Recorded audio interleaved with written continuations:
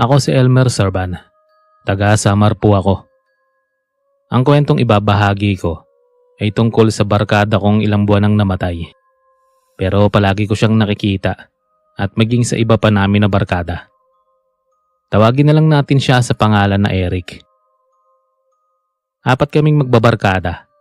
Si Dave, si Orlan, si Eric at ako. Sa aming apat kami ang mas close ni Eric. Iba ang samahan naming dalawa kapag kami lang. Kapatid na rin ang turing ko sa kanya ng mga panahon na yon. Nagbago lang ang lahat sa amin nung nagkaroon kami ng kanya-kanyang trabaho sa ibang lugar. Bihira na lang kaming magkitang magbabarkada. Si Dave at Orlan ay may sarili ng pamilya. Kaya minsan hindi na nakakasama sa galaan. Dahil palagi nilang rason ay family first. Hindi naman kami nagtatampo. Naiintindihan namin sila kasi pamilyado na nga. Hanggang sa isang araw noon, sa ibang lugar ako na destino bilang rider ng mga parcel. Kaya minsan na lang ako makipagkita kila Eric at minsan na lang din ako makasama sa jamming. Natatandaan ko yung araw na pumunta sa bahay si Eric. Niyaya niya akong mag-inuman daw kami sa bahay nila kahit na isang bote lang. Tumanggi ako noon, Serban. Kasi nga galing pa ako sa pagdadrive ng motor maghapon kaya pagod po ako noon. Sinabi ko sa kanya na next time na lang at babawi ako. Umalis na siya sa bahay noon. Pero may napansin ako sa kanya pagtalikod niya. Naglalakad na walang ulo si Eric. Kinusot ko ang mata ko at tumingin ulit sa kanya. Nawala ang kaba at takot ko nang meron na siyang ulo. Kaya naman ipinahinga ko ng sarili dahil baka dala lang ng pagod kung bakit nakita akong walang ulo ang barkada ko. Nung mga siguro pangatlong araw, muli akong niyaya ni Eric para uminom. Hindi naman ako nakasama sa kanya dahil masama ang pakiramdam ko noon. Napansin ko na wala siyang naging imek nung umalis sa bahay. Sabi ko sa sarili ko, sana ay hindi sumama ang loob niya sa akin. Hanggang sa dumating ang birthday niya. Nakapunta ako pero hindi ako sumama sa kanila para uminom. Niyaya nila ako pero sabi ko pas muna kasi maaga pa ako nga alis para mag-deliver ng mga parcel. Sabi ni Eric noon nagtatampo na daw siya sa akin dahil palagi na lang akong may dahilan. Tinawanan ko lang siya at iniwan na sila nung makapagpaalam na ako. Sa totoo lang gusto ko naman sanang uminom. Kaso inaalala ko yung trabaho ko. Sayang naman ang kikitain ko sa isang araw na hindi ako makapagtrabaho. Mababa lang kasi ang tolerance ko sa alak at madali akong malasing. Tapos mahirap bumangon kinabukasan. Alas 7 pa lang nasa office na ako para kumuha ng mga item na i-deliver ko. Naisipan kong mag-Facebook muna habang may oras pa. Hanggang sa nakita ko sa post at my day ng mga barkada ko na nag-outing sila sa dagat. Nakaramdam ako agad ng kakaiba nang mapatingin kay Eric. Parang iba kasi yung ngiti niya sa picture. Pero isinawalang bahala ko na lang yon at saka nag-out na. Naging abala ako sa mga nagdaang araw. Hindi ko na nakikita ang barkada ko. Hanggang sa isang araw, pumunta sa bahay si Dave. Pinaabot niya sa akin ang balita tungkol kay Eric. Simula daw kasi nang umuwi sila galing outing, nagkasakit ng malala si Eric at nakahiga na lang palagi. Namamaga ang mga paa at hindi makatayo. Hula nila baka raw nanuno o nabugnuan sa may tabing dagat. Nung pumunta ako sa bahay nila Eric, ang sabi ng nanay niya, ayaw daw nitong may bumibisita sa kanya para kaawaan. Malungkot ako, Serban, sa bawat araw na lumilipas. Hindi ko man lang makita ang kalagayan ng barkada ko. Pero nagtataka lang din ako. Kasi yung iba naming barkada, sa tuwing magkikita kami sa daan palagi silang may dala na update kay Eric. Samantalang ang sabi sa akin, ayaw ni Eric ng bisita. Doon na ako nagduda na baka ayaw lang talaga akong makita ni Eric dahil may tampo siya sa akin. Madaling lumipas ang ilang linggo. Nabalitaan kong pumanaw ang barkada kong si Eric. Gabi-gabi akong nasa lamay niya. Kahit sa pagtulong man lang sa pag-asikaso ng bisita, makabawi ako. Nung gabing yun, naroon ako sa bahay nila. Doon na nagsimula ang lahat, Sorban. Pumunta ako ng kusina para kumuha ng mainit na tubig. Habang isinasalin ko sa termos ang mainit, nang may mapansin akong dumaan sa gilid ko na isang lalaki. Nung una hindi ko yun pinansin kasi baka bisita lang o kamag-anak nila Eric. Pero may kung anong tumutulak sa akin na lumingon sa lalaki. Paglingon ko, Sorban, likuran na lang nung lalaki ang nakita ko. Halos mabitawan ko pa ang hawak na termos nung bigla itong tumingin sa akin. Mukha ni Eric ang nakita ko. 5 segundo kaming nagkatitigan. Eric? Tawag ko. Tapos naramdaman ko na lang napapalapit ako sa kanya pero tumalikod na ito. Nung malapit na ako, bigla akong hinawakan ng balikat niya. Pero nung humarap ito sa akin, ibang mukha na at hindi pala si Eric. Naging tahimik lang ako sa upuan habang katabi sila Dave at Orlan. Hindi mawala sa isip ko yung nakita. Totoo kasing nakita ko si Eric sa kusina dahil kinurot ko pa ng isang beses ang balat ko. Ito pa ang isang karanasan na hindi ko makakalimutan, Sorban. Nakatayo ako sa may harap ng kabaong ni Eric. Nagpapaalam na uuwi na ako. Pero halos takasan ako ng kaluluwa nung biglang nagmulat ng mga mata si Eric. Napaatras ako nun dahil sa takot. Sinilip ko siya ulit sa salamin ng kabaong niya pero nakapikit na siya. Hindi na maganda ang pakiramdam ko sa bahay nila kaya umalis na ako. At habang naglalakad ako nun pauwi mag-isa, napapalingon ako sa may likuran para kasing may nakasunod sa akin. Nung sumunod na araw, libing na ni Eric. Nung malapit na kami sa may sementeryo, kasama ako sa nagbuhat ng kabaong niya. Nakapagtataka lang din dahil sobrang gaan ng kabaong, parang walang laman. Pero isinawalang bahala ako na lang yon at hindi na binigyan ng mali siya. Habang ibinababa na yung kabaong ni Eric sa hukay, napalingon ako sa mga taong naroon. Meron lang akong napansin sa pinakalikuran. May lalaking dumaan na nakasuot ng kulay itim. Sinundan ko ng tingin yung lalaki at laking gulat ko nang si Eric yon. Agad kong ikinuwento kila Dave at Orlan ang nakita. Maging ako ay nagulat din sa sinabi nila. Nitong mga nakarang araw daw na hindi pa naililibing si Eric, palagi rin daw nila itong nakikita. May minsan daw nung nasa bayan si Orlan, namimili ng grocery. Hindi raw siya makapaniwala sa nakita. Nandoon daw mismo si Eric at naghahanap ng mabibili.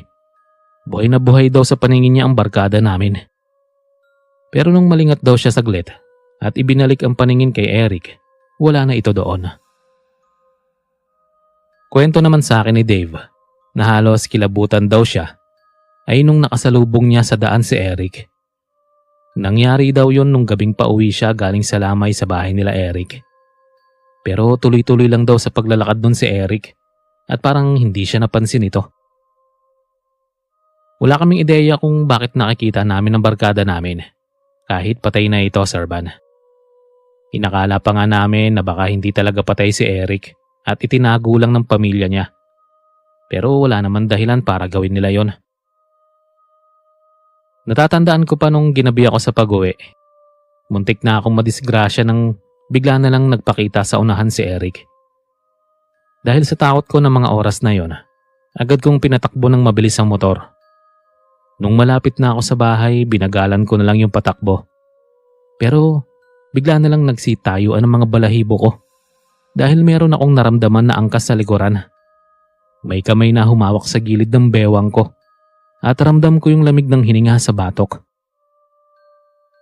Hindi ko na naiwasan ang tumingin sa side mirror at hindi nga ako nagkamali. May angkas ako, Sorban, at si Eric yun. Malakas kong napreno ang motor at gumewang pa yon papunta sa tabi. Mabilis akong bumaba sa motor at hindi ko na nakita si Eric. Ligtas naman akong nakauwi noon, Sorban. Pero halos hindi mawala ang takot at kaba ko sa dibdib. Pakiramdam ko noon nagkaroon ako ng trauma. Tumawag ako kay Dave at sinabi yung nangyari. Ang sabi niya, baka raw may gustong sabihin sa amin si Eric kaya nagpapakita. At saka nabanggit sa akin ni Dave na meron daw sinabi sa kanila ni Orlan si Eric bago ito mamatay.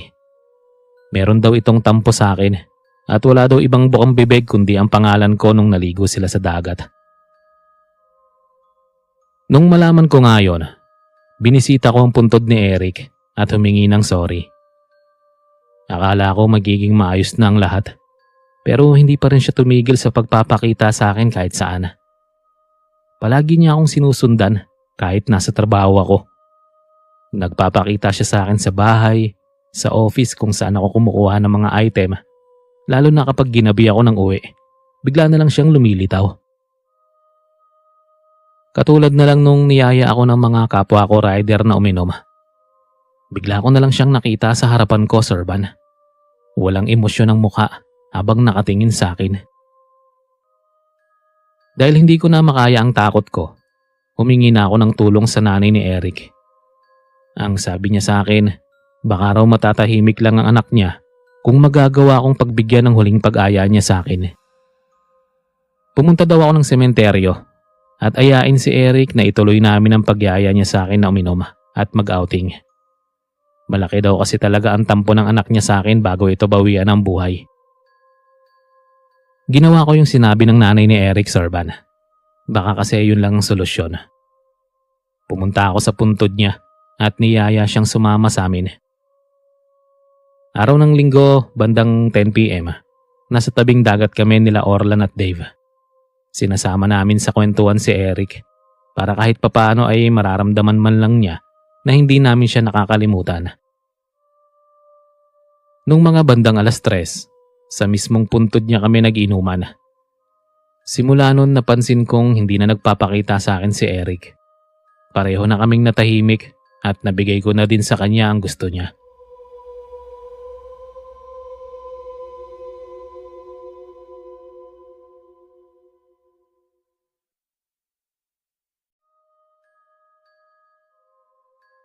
Nangyari ang kwento kong ito.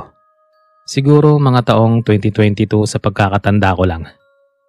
Bale, college na kami ng mga panahon na yon. Itago muna lang po ako sa pangalang Maricar. Itong kwento na ito ay hindi lang po tungkol sa akin. Maging ang barkada ko ay kasama sa kwentong ito. Sa mga magbabarkada, hindi talaga mawawala ang magkaroon ng isang mahilig sa kalokohan. Si Shirley na ata ang barkada kong hindi maubusan araw-araw ng baon sa kalokohan. Minsan ang creepy ng mga ginagawa niya. Kahit alam kong joke lang ang lahat, nagsisitayo ang mga balahibo ko. Takot ako sa madilim. Parang kinakapos ako ng hininga kapag walang ilaw. May minsan nga na pinagtripan kami ni Shirley sa computer room. Meron kaming night class noon, mga 9:00 ng gabi. Nauna kaming magbabarkada sa ICT building. Pumasok na kami noon sa loob dahil hindi naman nakalak ang pinto. Kaya lang nung nakaupo na kami, biglang namatay yung ilaw at sobrang dilim. Napatili naman ako sa takot at napahawa kay Ami. Napasiksik kami sa sulok nang marinig ang pagsara ng pinto at pagbukas. Biglang bumalik yung ilaw at doon namin nakita si Shirley na nagpipigil ng tawa sa tabi ng switch. Naglakad siya papunta sa amin na parang walang nangyari. Ang sabi niya, ginawa lang daw niya yun baka kasi magpakita yung totoong multo. Tama kayo nang narinig. Sa campus kasi namin, napapabalitaan na may nagmumulto doon kahit saan. Sabay-sabay kaming napasigaw na 3 dahil biglang namatay yung ilaw. Nakapagtataka kasi yung ibang room naman ay may mga ilaw. Hindi ko rin masasabi na si Shirley na naman ang nagpatay ng ilaw dahil nasa tabi ko siya. Nagsitayuan ang mga balahibo namin nung nagkalampagan ng mga bangko. May narinig din kaming footstep at higit sa lahat, may nakita kaming figura ng tao nung mamatay sindi ang ilaw. Napahawak ako nun sa dibdib dahil sumisikip yon. Kinilabutan kaming 3 nang may marinig kaming kumakanta. Pero naghahamlang ang boses.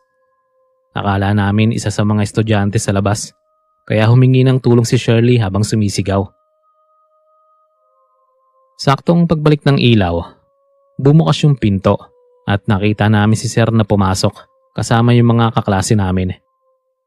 Naging maayos na rin ang paghinga ko. Pero pinagalitan kami ni Sir kasi bakit daw namin pinaglalaroan ng ilaw. Sasagot pa sana si Ami, kaso pinigilan ko na at naupo na lang kami sa upuan. Habang nagdidiscuss si Sir sa unahan, napalingon ako sa may bintana kung saan nakapwesto yung iba naming kaklase. Napatayo ako nang may dumaan doon na nakakulay puting bestida. Nagtaka yung mga kasama ko at si Sir dahil hindi naman daw niya tinawag ang pangalan ko para tumayo. Nagsipagtawanan ng mga kaklase ko kaya umupo ulit ako. Nakita ko yung babaeng multo.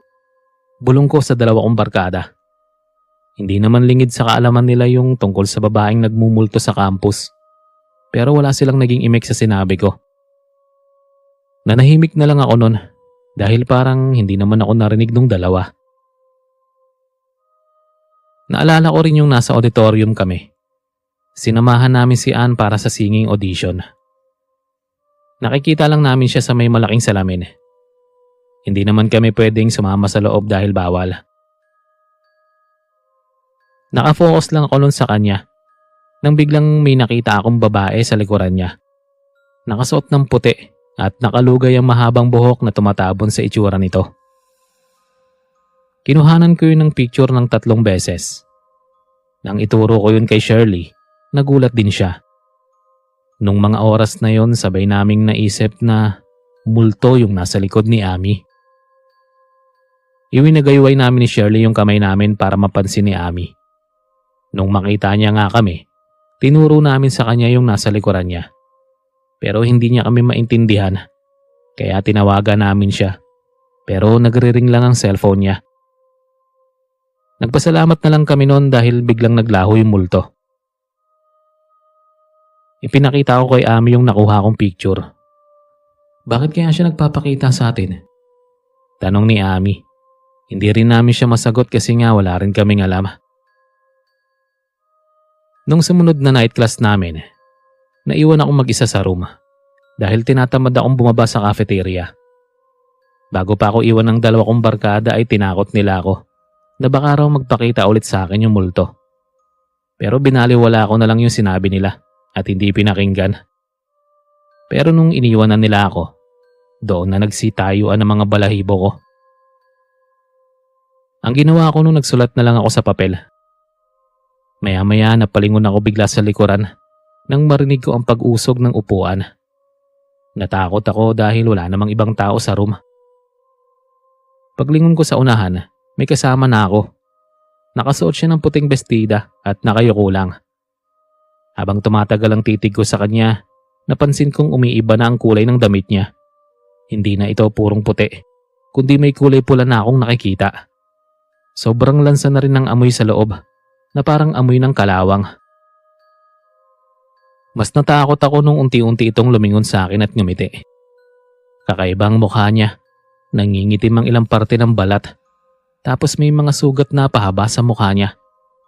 Meron ding tumutulong dugo mula sa ulo papunta sa balikat hanggang sa damit. Sorban, kumaripas ako ng takbo palabas. Kaso lang biglang sumara yung pinto. Halos masira na yung doorknob sa akin. Humihingi na rin ako ng tulong, baka sakaling may makarinig sa labas. Habang pilit kong binubuksan ang pinto, dahan-dahan namang lumalapit sa akin ang multo. Ang ipinagtataka ko lang pakiangkiang ito kung maglakad. Kumaripas ako ng takbo nung mabuksan ko yung pinto. Pababa na sana ako sa hagdan nang makasalubong ko sila Shirley at Tammy. Tinanong nila ako kung napaano daw ako. Hindi ako makasagot dahil sa takot. Pero ramdam kong bumubuka ang bibig ko. Yun nga lang walang boses na lumalabas. Sorban, hindi ako pumasok ng gabing yon. Nang dahil sa mga nangyari sa akin, natuto na ako. Hindi na ako nagpapaiwan mag-isa sa room. May isang beses pa nung pumunta kami sa CR. Nagpasama ako sa 2 kong barkada. Baka kasi bigla na namang magpakita yung multo. Habang nasa loob ako ng CR, may narinig akong yabag sa labas. Pabalik-balik ang paglakad na para bang hindi mapirmi sa isang pwesto. Kinabahan ako nung mapansin na may tumutulak sa pinto kung nasaan ako. Tinawag ko pa ang pangalan ng dalawa kong barkada pero walang sumasagot. Nagmadali ako at tumayo. Palabas na sana ako sa CR nung maramdaman kong parang may tao sa likuran ko. Paglingon ko wala naman. Pero nung tumingin ako sa itaas, doon na ako napasigaw. Nakadungaw sa akin yung babaeng multo. Kumaripas ako ng takbo palabas at sinabi kila Ami at Shirley ang nakita. Imbis na umalis kami, iba naman ang ginawa ng dalawa. Serban pumasok sila sa loob at inisa-isang buksan ng mga CR. Wala kaming nakita at naabutan ng multo sa loob katulad ng nakita ako. Pero kahit ganon, alam kong naniniwala sa akin ang dalawa kong barkada dahil nakita na rin nila ito. Yun nga lang hindi katulad sa akin na palagi siyang nagpapakita. Parang sa aming tatlo ako ang pinaka-type ng multo kasi ilang beses na siyang nagpakita sa akin. Naalala ko rin nung nagkaroon kami ng Halloween party sa campus. Kasama kaming tatlo sa nag-volunteer para magsuot ng costume na pang Halloween. Yung napili ni Ami ay isang ghost. Ako naman ay si Kamatayan.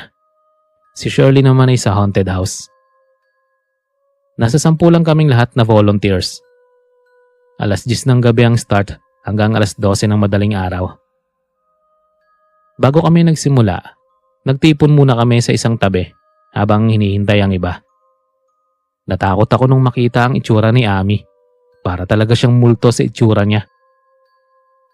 Kanya-kanya na kaming pumunta sa mga pwesto nung nabuo kaming lahat. Magkatabi lang ang pwesto namin ni Ami. Si Shirley lang ang napahiwalay sa amin. Nung makapasok ako sa room, patay sindi na agad yung ilaw. Kahit masakit sa mata ay ayos na sa akin. Kesa naman sa wala talagang ilaw. Pumuesto na ako sa may taas ng lamesa, Serban. Umupo ako doon habang naghihintay kung may papasok man doon. Maya-maya narinig ko na ang sigawan ng mga estudyante. Sign na nagsimula na. Ang goal namin ay takutin ang iba at kailangan naming makabihag. Kailangan namin mabihag ang lahat para kami ang makakuha ng premyo. Nainip ako sa kahihintay, kaya umalis ako sa pwesto ko. Hinanap ko yung ibang mga estudyante na nagtatago sa bawat room. Hanggang sa nakarinig ako ng sit-sit sa isang bakanteng room kung saan maraming sirang upuan. May ilaw naman sa loob kaya lang mahina. Pero sakto lang ang liwanag para makita yung sa loob. Napangiti ako nang makita si Ami na naroon din pala. Dito muna tayo, sabi ko sa kanya. Pero nagtaka ako, Serban, dahil hindi man lang kumikibo si Ami sa isang sulok. Lumapit ako sa kanya at hinawakan ang balikat niya. Pero nagtaka ako dahil hindi ko man lang naramdaman na lumapat ang kamay ko sa balikat niya. Dahan-dahan akong matras nang maisip na hindi si Ami ang kasama ko. Nung mga oras na yon, Serban, may tumawag ng pangalan ko. At doon ko nga napagtanto na hindi si Ami ang kasama ko. Dahil nasa labas ng silid si Ami at tinatawag ako. Sinong kasama mo? Tanong ni Ami sa akin nung pumasok siya sa loob. Umiling ako sa kanya habang nararamdaman ko ang panginginig ng aking tuhod. Sabay kaming kumaripas ng takbo ni Ami nung humarap sa amin yung babaeng multo. Nakisabay kami sa ibang estudyante na tumatakbo. At simula noon yun ang karanasan na hindi ko makakalimutan. Hindi na rin namin inalam na magbabarkada kung bakit nagmumulto yung babae sa campus. Hanggang dito na lang, Serban. Marami pa sana akong gustong ikwento, kaso next time na lang. Maraming salamat po.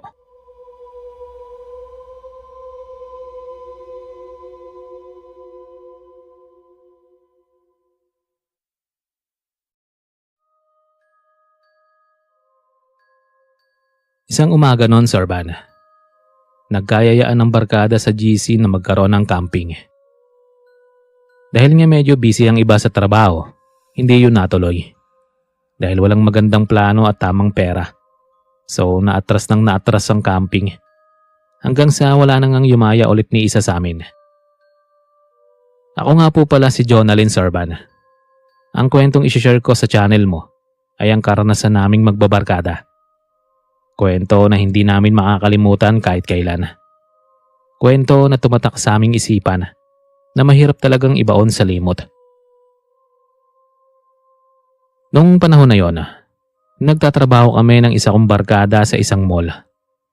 Yung dalawa naming barkada ay nasa kabilang bayan. So bale, 4 kaming magbabarkada. Si Ashley ang pinakamahilig sa amin mag-aya ng camping. Si Joyce naman ang naghahanap ng lugar na hindi pa namin napupuntahan. Para daw may thrill ang aming camping, dapat sa ibang lugar kami pumunta. Kaming dalawa naman ni Carol lang naghahanda sa mga pagkain. Kinabukasan pag-open ko ng Messenger, marami silang chat sa GC.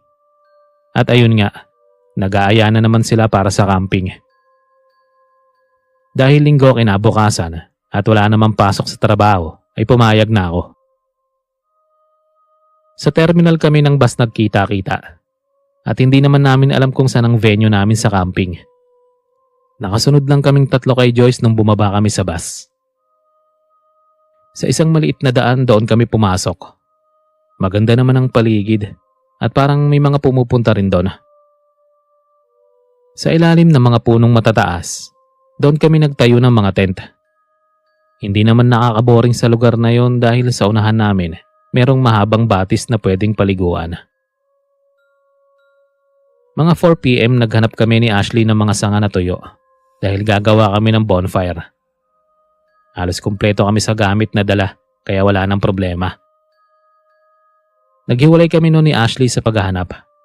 Pero hindi naman ako lumayo sa kanya. Natatanaw ko pa rin yung mga tent namin. Habang namumulot ako ng panggatong, hindi ko inaasahan na bigla na lang may batang nakatayo sa harapan ko. Napasigaw ako noon, Serban. Akala ko nga narinig yun ng mga barkada ko pero hindi pala. Bigla akong kinabahan sa bata dahil hindi man lang ito kumukurap habang nakatingin sa akin. Ewan ko sa sarili ko kung bakit ganun na lang ang takot ko kahit bata lang ang kaharap ko. Nakahinga ako ng malawag nung bigla na lang umalis sa harapan ko yung bata. Inisip ko na lang noon na baka may iba pang taong nagkakamping sa lugar na yon. Sumapit ang gabi, Serban. Masaya kaming nagkukwentuhang 4 tungkol sa buhay-buhay. Nang mapalingon ako sa may likuran ko, meron akong napansin sa likod ng punong malaki. Parang may mga matang nakasilip sa amin doon. Hinaplos ko naman ang 2 kong braso dahil nagsisitayuan ang mga balahibo ko ng mga oras na yon. Nagpaalam ako sa 3 kong barkada. Naiihilang ako saglit sa hindi kalayuan. "Huwag kang lalayo ah," sabi pa ni Ashley sa akin. Tumango lang ako bilang sagot, Serban. May dala naman akong flashlight habang naghahanap ng pwedeng maihian. Hindi ko napansin noon na lumalayo na pala ako sa pwesto namin. Nagtago ako sa isang puno at doon umihi. Pabalik na sana ako. Nabigla akong malito kung saan nga ba ako dumaan. Hindi ko na rin matanaw ang tent namin. Malakas ang kutob kong malayo ang nalakad ko para lang umihi. Tapos bigla akong napalingon sa likuran nang may maramdaman na parang may taong nakatayo doon. Paglingon ko, wala naman akong nakita. Sa pangalawang pagkakataon, nakita akong may bigla na lang tumakbo sa harapan ko. Likod na lang ang nakita ko at sa tingin ko ay parang bata. Yakap-yakap ko ang katawan ko habang hinahanap ang daan pabalik sa mga barkada ko. Sa hindi kalayuan, Serban, nakakita ako ng bahay na maliit. Walang ilaw sa loob, kaya hindi na ako tumuloy pa. Mag-iisang oras na akong naglalakad, pero hindi ko pa rin makita ang mga barkada ko. Hanggang sa napahinto ako nang may babae akong nakita sa kaliwang banda ko. Kumakawa yun sa akin na para bang pinapalapit niya ako sa pwesto niya. Akmang hakbang na ako noon na may humawak sa balikat ko. Paglingon ko, ang mga barkada ko lang pala. "Kanina ka pa namin tinatawag ah," agad na sabi sa akin ni Carol. Sinabi ko sa kanila na may babae at bata akong nakita sa lugar na yon. At nung ituturo ko na sana kung saan banda yung babae, wala na ito doon. Sabi pa ni Joyce, imposible daw kasi wala naman daw silang nakita pagdating nila. At makailang beses daw nila akong tinatawag sa pangalan pero parang lutang daw ako. Bumalik na kami sa tent. Pero hindi ko pa rin maiwaglit sa isipan ko yung nakita. Mga bandang 9 p.m. Pumasok na kami sa tent. Tabi kami ni Joyce matulog. Si Ashley at Carol ay isang tent lang din. Nauna na akong natulog kay Joyce dahil hindi maganda ang pakiramdam ko ng gabing yon. Para kasing hindi lang kami ang naroon at parang may iba pa na hindi namin nakikita. Nagising na lang ako nung nakaramdam ako na may yumuyugyog sa balikat ko. Namulatan ko si Joyce sa aking tabi na sobrang takot na takot. Nanginginig ang katawan habang nakayakap sa tuhod niya. Tinanong ko siya nun kung anong nangyayari sa kanya. Ang sabi niya meron daw siyang nakitang nakasilip na babae sa amin. Ang buong akala daw niya ay isa lang sa mga barkada namin, pero hindi raw. Sinabi ko sa kanya na paanong nakasilip ang babae sa loob ng tent, gayong sinara ko yon. Nakabukas ang zipper pagkakita ko, sagot niya sa akin. Kinabukasan agad namin kinuwento kila Ashley at Carol ang nangyari nung gabing yon. Pero tinawanan lang kami nung dalawa at sinabi na baka raw namamalikmata lang kami. Pero alam namin sa sarili na hindi yun isang malikmata, kundi totoo, Sarban. Hindi rin kami agad umalis sa lugar na yon dahil walang biyahe ang bus. Meron pa kaming isang gabi para manatili doon. Mga bandang 3 p.m. Naisipan naming maglakad-lakad sa gitna ng kakahuyan. Sa pinakaunahan, Sarban, may nakita kaming bahay. Yun din ang bahay na nakita ko. Dahil sa wala naman kaming tao na nakitang nakatira doon, naisipan naming pumasok sa loob. Pagpasok pa lang namin sa loob ng bahay, nakaamoy na kami kaagad ng hindi maganda. Yun bang amoy ng isang dugong parang matagal na. May napansin din kaming mga kulay pula na nagkalat sa lapag at sa dingding ng bahay. Napakapit ako nang wala sa oras kay Ashley dahil sa takot na hindi ko naman alam kung ano ang dahilan. Umalis na tayo. Sabi ko pa habang pinipigilan ng boses na wag manginig. Sarban, kahit anong aya ko sa tatlo na umalis doon, ay ayaw nila. Mas kinilabutan ako nung nagkwento si Ashley tungkol sa bahay na yon. Ayon sa kwento niya, nakita lang daw niya sa isang page ang kwento ng bahay. May magpamilya daw ang nakatira doon at walang awa na pinatay. Parang masakar ang kinalabasan ng kwento. Nagkalat ang mga dugo kahit saang parte ng bahay at saka ko lang naalala yung mga kulay pula na natuyo sa lapag at dingding.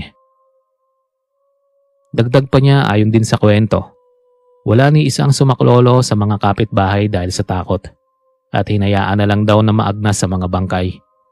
At ang mas nakakatakot pa, Sarban, ay nagpaparamdam daw yung magpamilya na pinatay. Nang dahil sa nalaman namin, nagkanya-kanya na kaming ayaan na bumalik sa tent. Pero si Ashley sabi niya, baka raw hindi naman totoo ang kwento. Kaya mas mabuti pa raw na alamin namin. Saka yun naman daw talaga ang plano niya, ang alamin kung meron talagang nagpaparamdam sa bahay na yon. Sarban, nang dahil sa katigasan ng ulo ni Ashley, doon namin naranasan ang pakitaan ng multo. Bigla na lang kasing sumara ang pinto ng bahay na yon. Kahit wala namang hangin ang pumasok. Malawak ang loob ng bahay, pero pagdating sa labas, maliit lang ito. Tapos sabay-sabay kaming nagulat nung makarinig ng sigaw doon mismo sa bahay na yon. Tapos mga yabag na parabang naghahabulan sa ibang parte ng bahay. Agad naman tumakbo si Ashley kung saan banda nang gagaling yung boses. Siyempre, sumunod naman kami, Sarban. Pagdating namin sa kwarto, wala naman kaming nakita na ibang tao, maliban sa aming apat. Kinilabutan na ako nun, hanggang sa may nakita kaming bata sa bukana ng pinto na nakasilip. Nailawan namin yung suot nitong damit na kulay puti.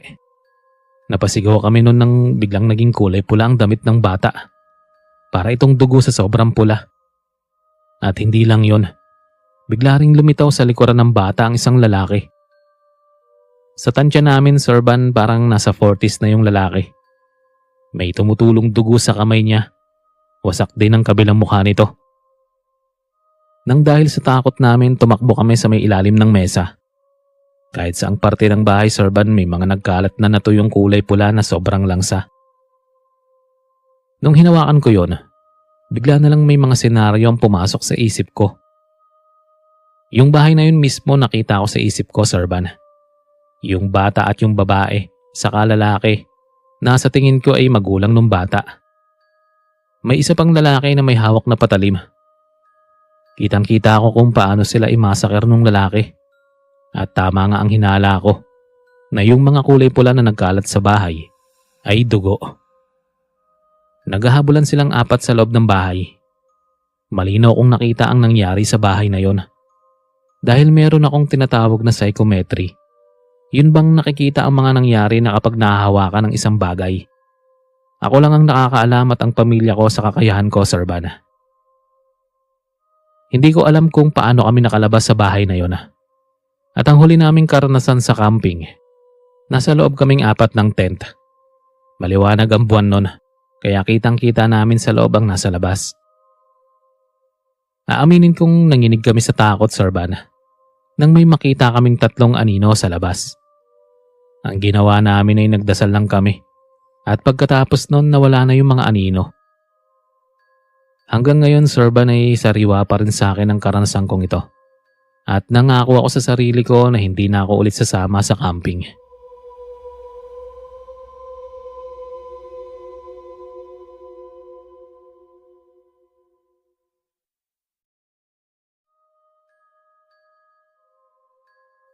Hello po, Sir Van. Kumusta po? Lalo na ang mga listeners ng iyong channel. Nais ko lang ibahagi sa lahat ang kakaiba kong karanasan sa lugar ng kamag-anak namin. Tawagin mo na lang po ako sa pangalan na Angelica. Laking Manila kami. Yun nga lang napadpad kami sa probinsya ng kamag-anak namin nung nagkaroon ng reunion. Sakto ang bakasyon namin at nakalive ng 3 linggo ang magulang ko sa trabaho nila. Hindi ko naman nila lahat ng nakatira sa probinsya na yon ay mga aswang. Nagkataon lang talaga na meron daw doon na naligaw. Hindi ko na lang din po babanggitin ang probinsyang ito. Mga ilang oras din ang biyahe namin papunta ron. Pagdating namin doon, Sir Van, agad kaming sinalubong ng kamag-anak namin. Friendly naman ang iba kong mga pinsan. Yung iba naman tamang ngiti lang sa akin. Tapos may kanya-kanya ng mundo. Agad kong naging kaklose si Mayong at si Maya. Same vibes kasi kaming tatlo kaya ganon. Sinama na nila ako kaagad na maglakad-lakad sa baryo. Pero bago kami umalis, pinagsabihan muna sila Mayong at Maya na wag daw akong pababayaan na makipag-usap sa iba. At wag daw kaming maghihiwalay na tatlo. Nung makaalis kami sa bahay, nagtanong ako sa dalawa kong pinsan kung bakit parang natatakot ang mukha ni Tito. May aswang kasi sa lugar na ito kaya pinag-iingat tayo, sabi ni Mayong sa akin. Bigla naman akong kinilabutan. Dahil sa tanang buhay ko, hindi ko lubos inisip na totoo ang mga aswang. Unang gabi ko sa lugar na yon, wala naman naging problema. Kinabukasan, nagkayayaan ng lahat na mag-outing sa kabilang isla. Ang sabi maganda raw doon at hindi ganong mahal ang entrance saka ang bayad sa cottage. Sumakay lang kami ng pambot para makarating sa nasabing isla. Habang papalapit na kami sa isla, may nakikita na akong mga kabahayan at hindi ko maiwasan ang pagtayuan ng mga balahibo sa hindi malaman na dahilan. Nung dumaong na ang bangka, Sir Van, agaw pansin agad yung lalaki sa hindi kalayuan. Hindi ko rin alam sa sarili ko kung bakit palagi akong napapatingin sa lalaking yon. May isang matandang lalaki ang lumapit kila tita at tito. Sa pagkakatanda ko, siya ang may-ari ng mga cottage sa isla. At sa tansya ko parang nasa 50s na yung lalaki. Nakilala namin siya sa pangalan na Mang Bert. Agad naman niyang tinawag yung lalaki sa hindi kalayuan. Ewan ko ba, Sir Van, sa dinami-rami namin doon, bakit ako pa ang laging tinitingnan niya? Nung makalapit siya sa amin, para kunin ang iba pang dala namin na gamit, bigla na lang akong kinabahan. Napahaplos ako sa mga braso ko dahil nagsitayuan ng mga balahibo ko. Basta hindi maganda ang kutob ko sa lalaking yon. Saka ang nakakapagtaka lang, ay kung bakit walang ibang tao ang naroon sa isla. Nagtipon kami ulit na magkakamag-anak sa isang cottage at kumain. Sakto naman na pumunta si Mang Bert sa amin, kaya naman wala sa sariling tinanong ko siya. Mang Bert, bakit wala pong ibang tao ang nandito sa isla? Sa tanong ko pa lang sa kanya ang tagal niyang nakasagot at pilit na umiiwas sa mga mata ko. Naramdaman kong kinalabit ako ni Mayong at pinandilata na mata. Nako iha, nagkataon lang siguro na wala talagang ibang taong narito at kayo lang. Sagot ni Mang Bert sa akin. Tumango na lang ako nun kahit hindi kumbinsido sa sagot niya. Mga bandang 10:00 ng gabi, nauna na kaming natulog nila Mayong at Maya sa napili naming tutulugan. Bigla na lang akong naalimpungatan nang may marinig na umuungol sa hindi kalayuan. Yun bang ungol na may iniindang sakit na parang nagtitiis sa penitensya? Bumangon ako at pinakinggan ang ungol. Bigla akong kinilabutan dahil sa nakakatakot na boses. Para yung sinasapian. Nagsitayuan ang mga balahibo ko nung may kaluskos akong narinig sa ilalim ng tinutulugan namin. Pagkatapos noon wala na akong narinig pa. Sumilip ako sa bintana para sana tingnan sila mama at papa saka ang iba pa naming kamag-anak. Kaso lang pagbukas ko ng bintana, mukha ng isang matandang babae ang nakita ko. Umalis na kayo dito, sabi niya at saka umalis. Litong-lito ako nun, Sorban, dahil sa sinabi ng matandang babae. Pansin ko rin na parang natatakot siya nung sabihin niya sa akin na umalis na kami sa isla na yon. Hindi ko na lang yun pinansin at inisip na baka nantitrip lang siya. Bago ako bumalik sa higaan, natanaw ko pa sa cottage ang mga kamag-anak ko na nagiinuman pa. Akmang isasara ko na sana ang bintana nang may makita akong tumakbo ng mabilis sa ilalim ng mga puno ng nyog. Kung hindi ako nagkakamali, parang taong hubot-hubad. Isinawalang bahala ko na lang yun at natulog ulit. Kinabukasan, may isa sa mga kamag-anak namin ang nawawala. Wala kaming nakitang bakas kung saan siya nagpunta.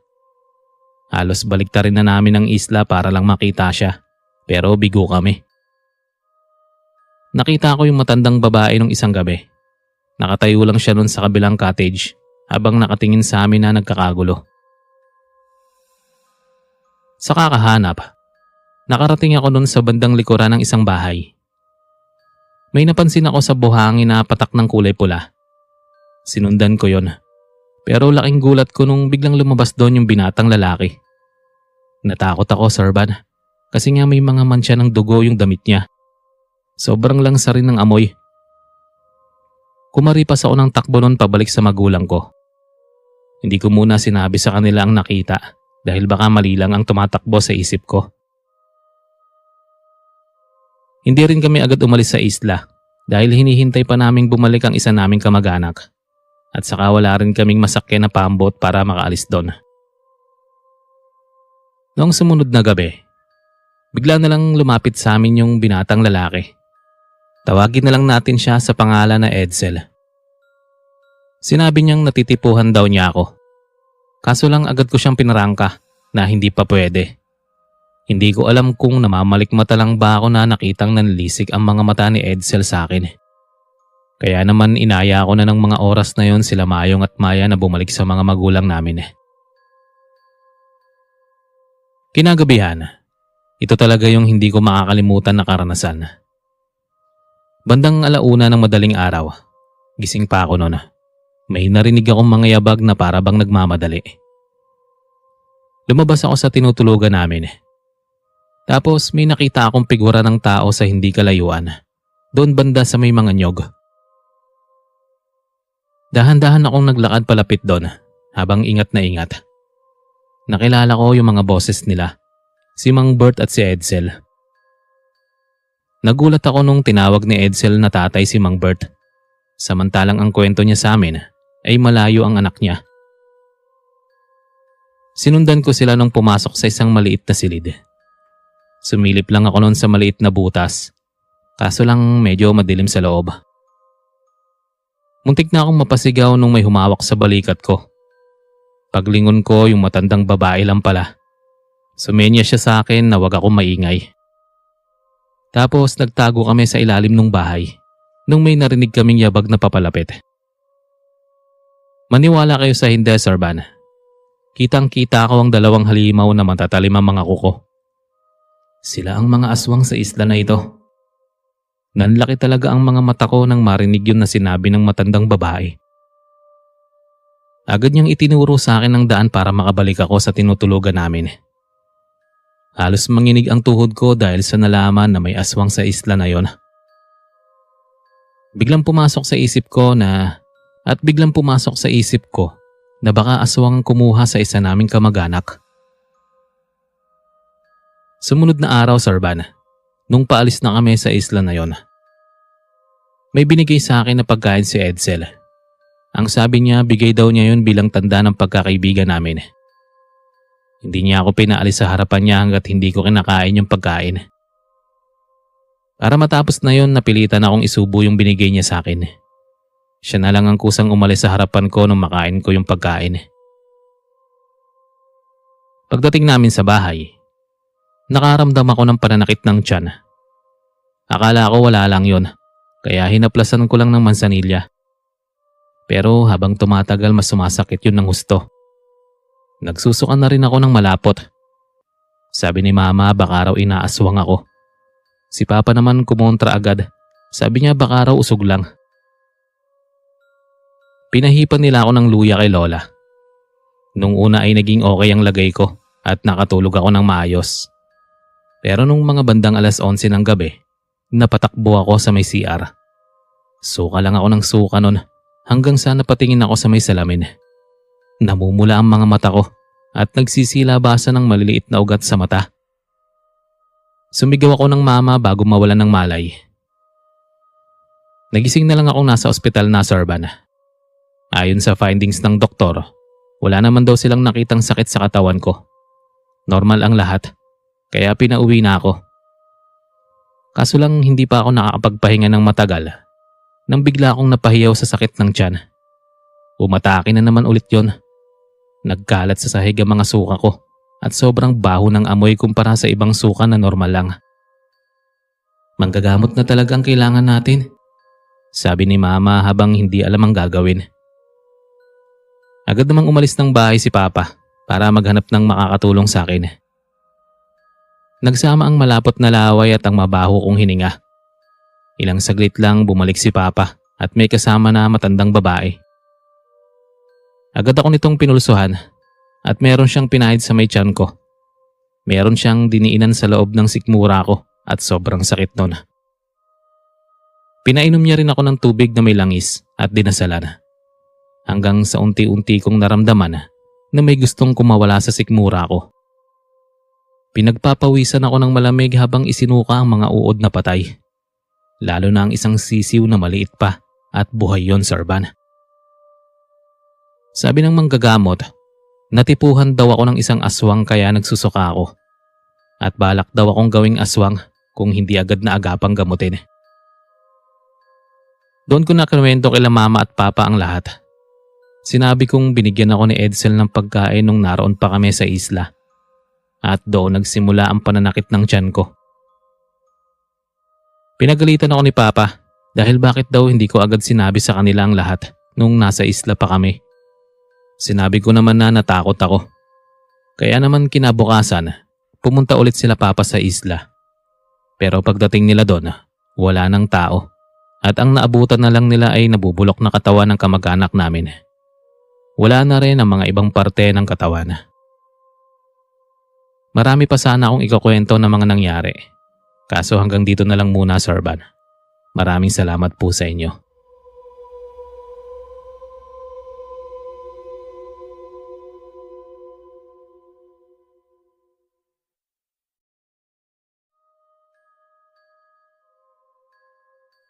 Mapagpalang araw po sa inyo, Sir Van.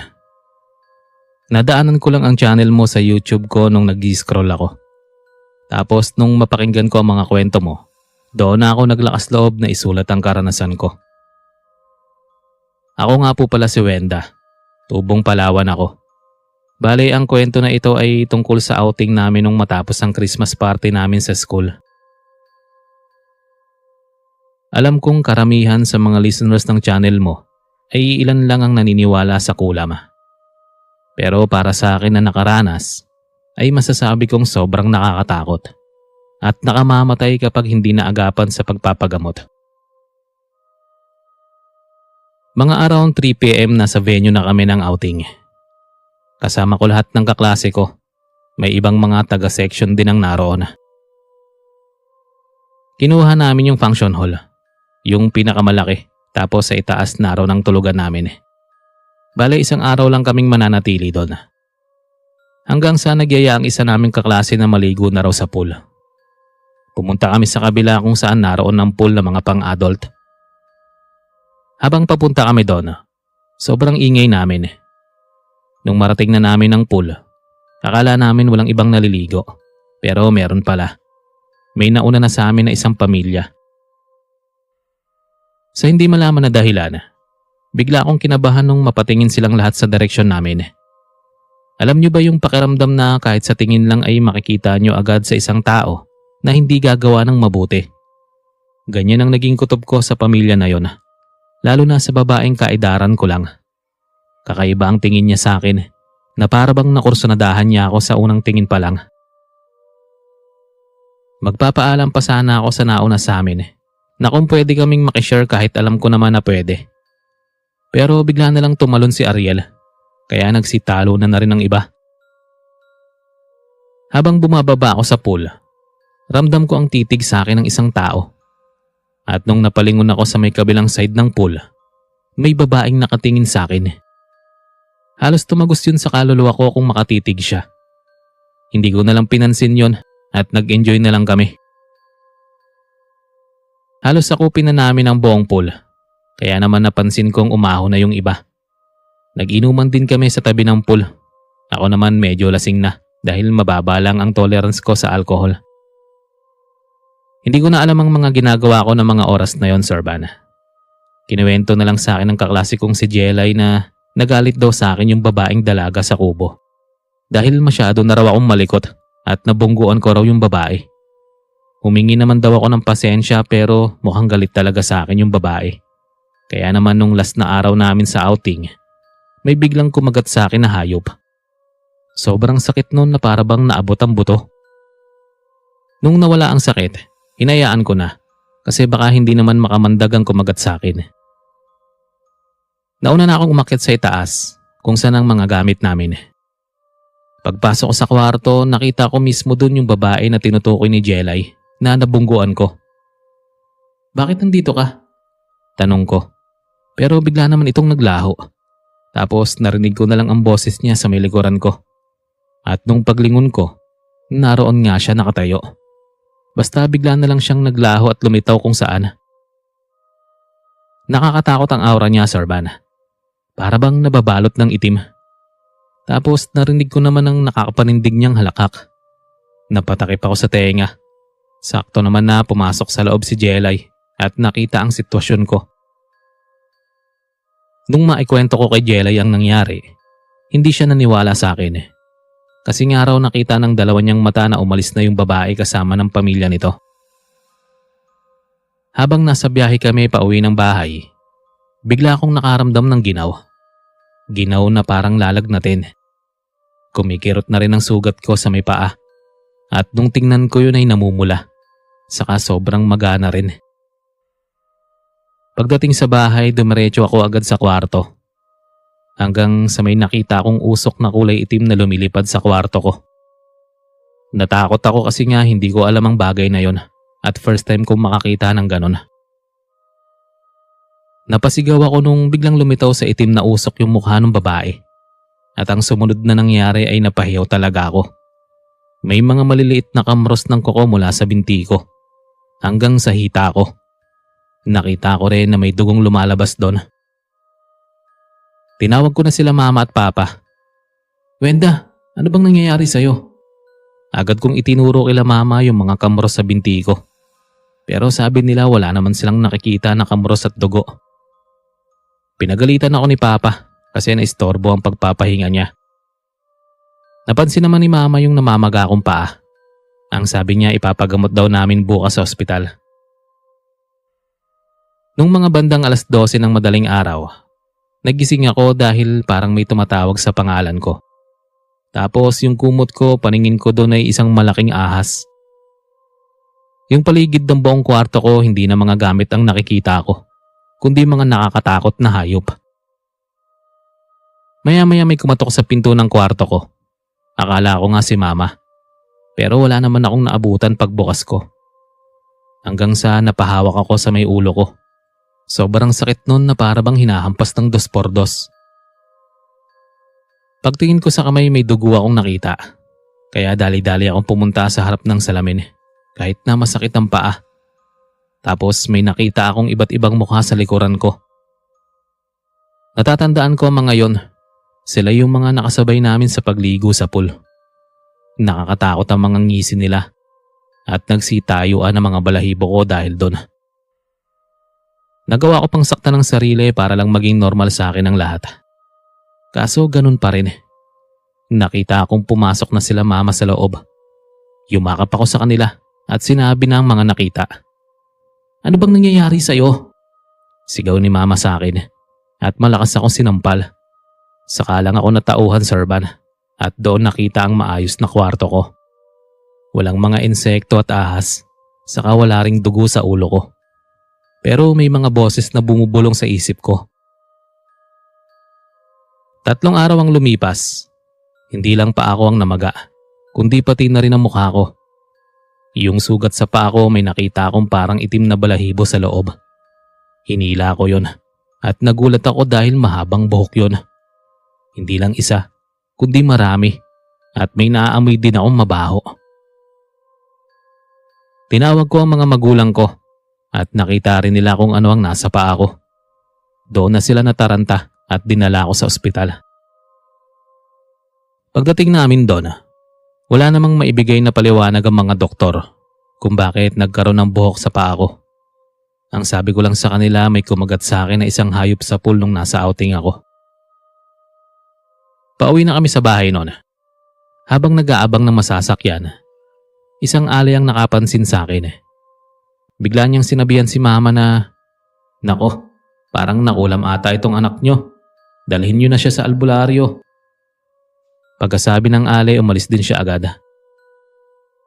Sinabi ko kay Mama at Papa na may mga mukha akong nakikita at itim na usok sa kwarto. Nagtataka lang din ako dahil bakit hindi yun nakikita ng magulang ko. Kinagabihan, habang kumakain kami ng hapunan, bigla na lang bumukas ang bintana at pintuan ng bahay. Naroon na naman ang itim na usok at sa pagkakataon na yon, nakita yon ng magulang ko. Nawala lang ang mga yon nang nagdasal kami. Akala ko tapos na, pero nung mga bandang 3:00 ng madaling araw, naramdaman kong nanginig ang katawan ko. Sobra akong giniginaw. Hindi ko maigalaw ng maayos ang katawan ko. Para bang sobrang bigat nun at konting galaw ko lang masakit na. Unti-unti na rin lumalagas ang buhok ko. Nawalan din ako ng boses ng mga panahon na yon. Hindi namin alam kung ano ba ang nangyayari sa akin. Bawat patak ng oras, Serban, nararamdaman kong parang unti-unti na akong namamatay. At ang mas malala pa, buhay pa ako noon pero namamaho na ang katawan ko. Mabuti na lang hindi ako pinandirihan ng magulang ko. Iyak lang ako ng iyak dahil gusto kong gumaling na.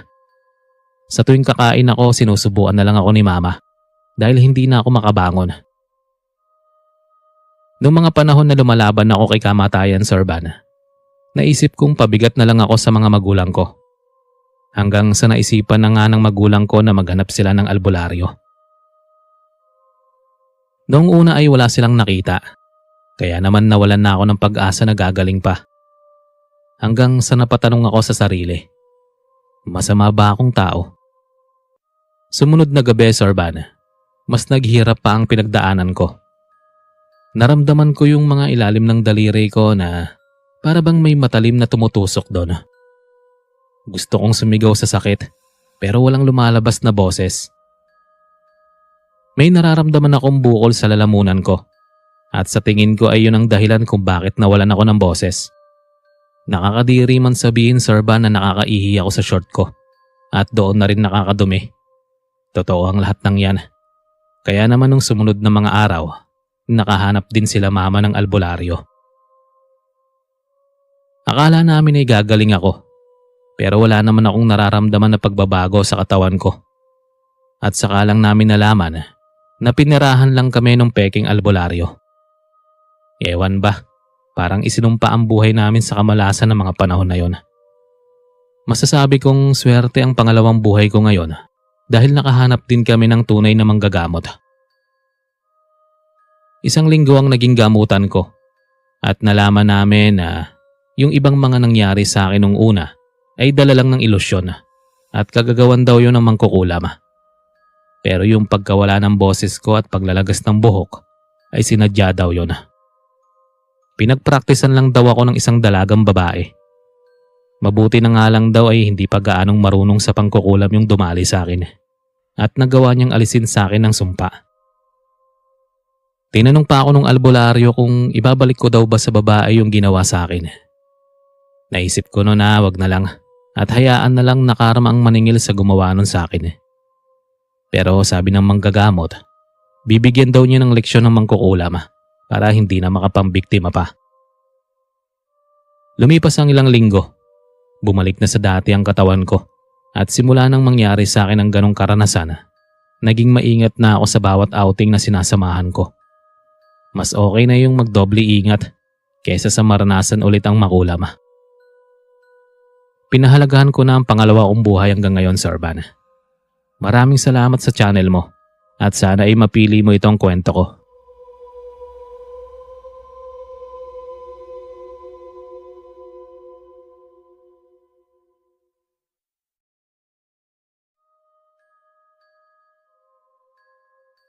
Sa tuwing may malalim akong problema, tanging outing lang ang sagot kasama ng dalawa kong barkada na si JR at Maki. Tawagin mo na lang po akong Jake, Sir Van. At ang kwentong ibabahagi ko ay naging karanasan namin sa ilog. Nagkaroon ng problema ang magulang ko. Araw-araw na lang silang nagtatalo tungkol sa pera. Kahit na hindi ako kasali sa away nila, syempre naapektuhan din ako bilang anak. Kaya naman naisipan kong ayain ang dalawa kong kaibigan na mag-outing. Napag-usapan namin na next week ang schedule sa outing at sinakto namin sa araw ng sahod. Sa lahat ng outing ay ilog ang hindi pa namin napupuntahan. Kaya naghanap si JR kung saan ang may ilog sa aming lugar. Nakahanap naman siya sa isang posted sa FB. Yun nga lang medyo malayo sa amin. Parang babiyahe pa ng 4 na oras bago makarating. Hindi na kami mamomroblema sa sasakyan papunta doon dahil may mga kanya-kanya naman kaming sasakyan. At ilang araw ang lumipas na tuloy kami. Nakiangkas na lang ako noon kay JR. Si Maki naman ay kinarga ang ibang mga gamit na hindi magkasya sa motor ni JR. Ligtas naman kaming nakarating sa lugar. May nakita kaming kubo pero walang katao-tawang nandun. May sign na nakasulat, hindi pwedeng ipasok ang motor sa loob. Kaya naman nilakad na lang namin papasok sa loob. Medyo masukal na rin ang paligid. Naging madali lang sa amin ang mahanap ang ilog dahil may mga sign sa bawat puno kung saan dadaan. Malapit na kami noon dahil naririnig ko na ang ragasan ng tubig at may iilang boses rin akong naririnig na nagsisigawan. Inisip ko noon na baka may mga nauna sa amin. Pero pagdating namin doon, wala kaming nakita maski isang taong naliligo. Sabi ni JR okay na daw na kami lang ang nandun para walang ibang maingay. Baka sa mukha ng dalawa kong kaibigan ang saya. Sino ba naman ang hindi sasaya dahil sa ganda ng paligid at malinis ang tubig? Habang ako naman kakaibang nararamdaman ng panahon na yon. Parang may tumutulak sa akin na lisanin ang lugar hanggat maaga pa.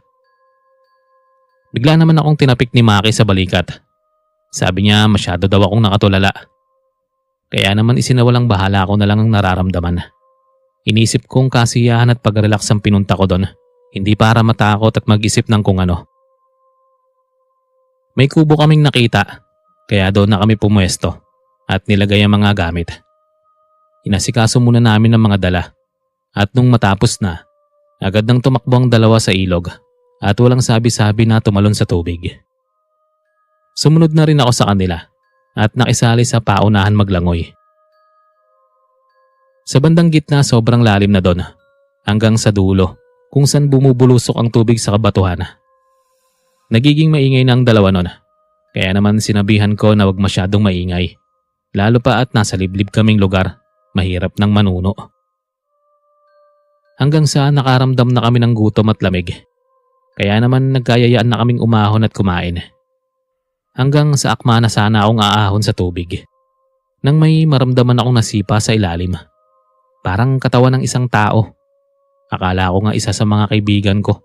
Pero nakita akong naghihintay sila sa akin sa itaas.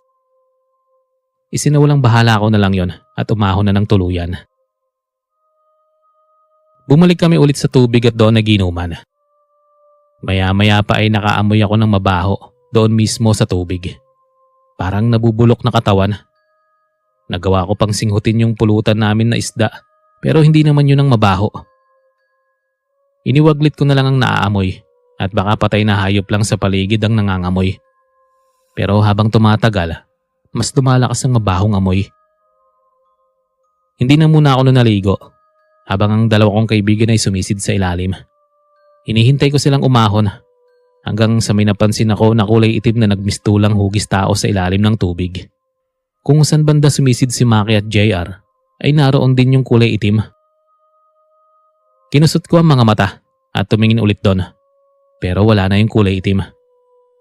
Niyaya naman ako ng dalawa na sumali sa kanila kaya naman pinagbigyan ko na. Kahit anong sisid namin pa ilalim ay hindi namin maabot yung lupa. Sadyang malalim talaga ang ilog na yon. Akmang pupunta na sana ako sa iniinom namin nang may malakas na humila sa dalawa kong paa. Bigla akong lumubog sa tubig. Pilit namang kumakawala ang paa ko sa kamay na nakahawak. Saktong kakapusin na ako ng hininga, Sir Van, nang biglang lumuwag ang pagkakahawak sa paa ko. Dali-dali akong lumangoy pa itaas at habol-habol ang hininga. Nagsuka na rin ako dahil sa dami ng nainom kong tubig sa ilalim. Agad akong nilapitan ng dalawa kong kaibigan. Mahinang tinapik-tapik ni JR ang likod ko. Noong makabawi ako ng lakas, hindi ko muna sinabi sa kanila ang nangyari dahil alam ko naman na mahirap paniwalaan.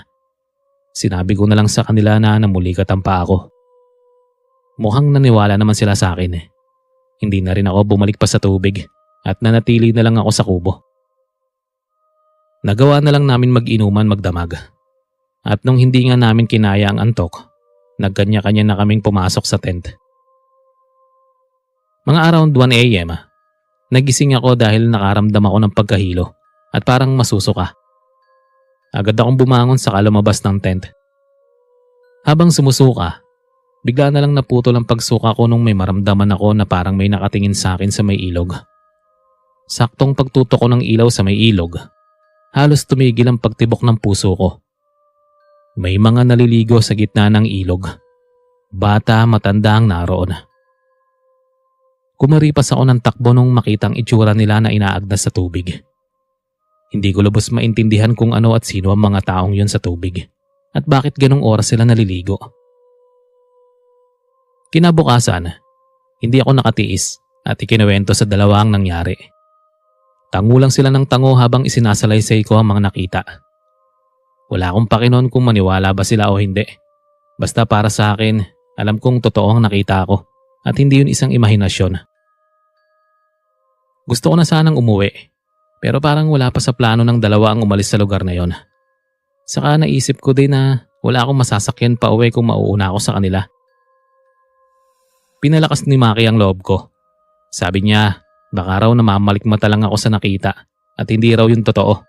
Dahil wala naman daw taong pupunta ng alauna ng gabi sa ilog para maligo. Pinaniwala akong sarili na baka nga namamalikmata lang ako. Kinalimutan ko ang nangyari at naligo ulit sa tubig. Habang sumisisid ako pailalim sa may tubig, meron akong nakita. Isang kamay yon. Nagduda ako kasi wala naman kaming kasama na iba doon. Tapos yung hulma ng kamay parang sa babae. Naramdaman ko ang lambot ng kamay nung paghawak ko.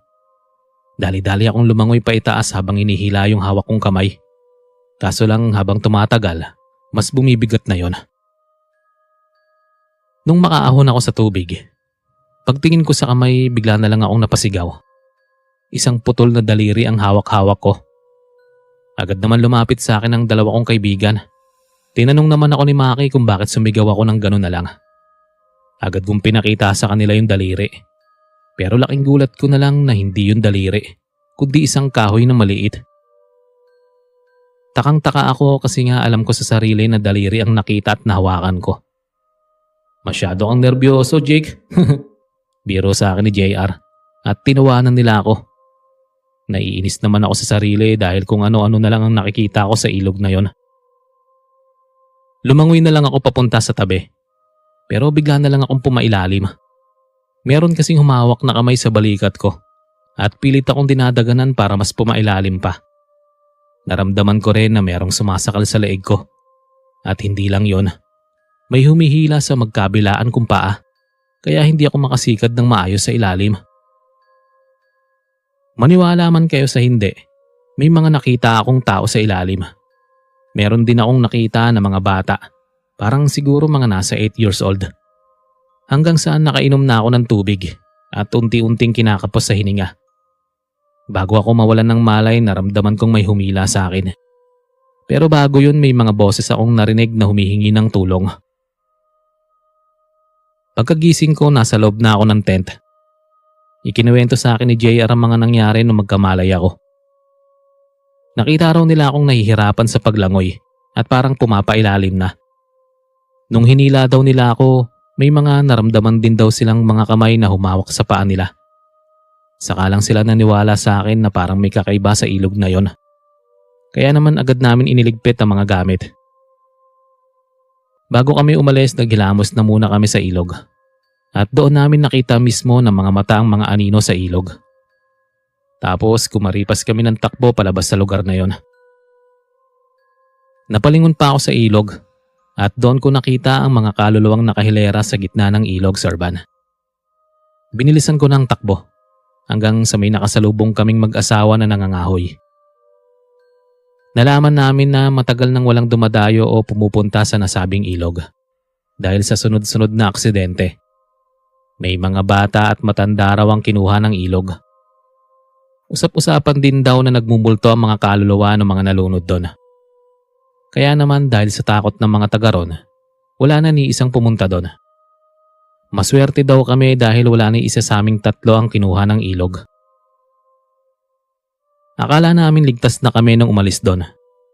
Maayos naman kaming nakarating sa bawat bahay namin. Pero bandang mga alauna, nagising ako nung tumunog ang cellphone ko. Tumatawag sa akin si Maki. Nung masagot ko yun, nanginginig ang boses niya. Ayon sa kanya, may kumakatok daw sa pintuan niya at mga boses ng bata sa matanda. Humihingi daw ito ng tulong. Pero nung buksan niya yung pinto, wala namang mga tao. Maging si JR, ganun din ang kwento sa amin nung magkita-kita kami. Nung sumunod na gabi, ako naman yung nakaranas ng kakaiba. Habang natutulog ako noon, may kamay na humawak sa paa ko. Paggising ko, wala namang tao sa paanan ko. Tapos napatakip na lang ako sa tenga nung may bumulong sa akin ng tulong. At nung sumunod, may kumatok din sa pinto ng kwarto ko. Naging sunod-sunod yun na halos masira na ang pinto. Pero bigla ring nawala at napalitan ng mga yabag. Kaya naman naisip kong ipagtirik ng kandila at ipagdasal yung mga kaluluwa sa ilog. Sinabihan ko rin ang dalawa kong barkada na ganun ang gawin. Matapos nun, balik normal na sa amin ang lahat. Parang walang nangyaring nakakatakot na karanasan.